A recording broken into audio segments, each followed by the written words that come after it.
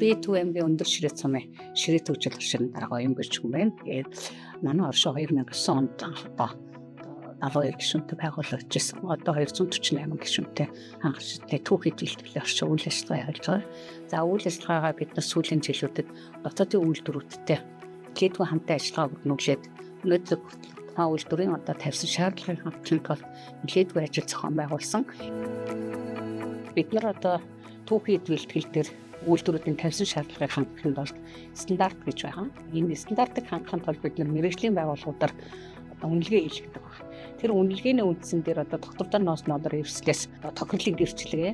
За мөн бэлчээр ашиглалтын нэгдсэн холбооноос хариуцлагатай нүүдэлчин гэсэн хоёр сертификатыг авснараа бид нар дэлхийн зах зээлд буюу дотоодын үйлдвэрт одоо чанартай бүтээгдэхүүн үйлдвэрлэж байна гэсэн.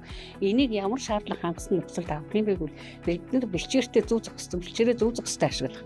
Ер нь малынхаа чанарыг сайжруулах, малын эрүүл мэндийг сайжруулах нөхцөлд энэ одоо сертификатуудыг авдаг байдаг. За энийг авахын тулд бас малчид маань тодорхой хэмжээний үнэлгээнд хамрагдчихэж, энэ тодорхой хэмжээний судалгаанд хамрагдчихэж тохирлын гэрчлэгээнүүд буюу сертификатуудыг авдаг.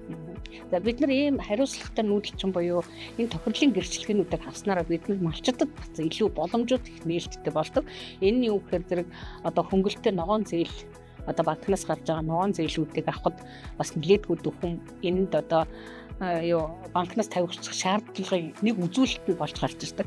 Тэгэхээр зэрэг манай сумын хэмжээнд буюу энэ ширээ төвжил орчны гишүүдэд бол илүү давуу одоо боломжууд нэгтдэг.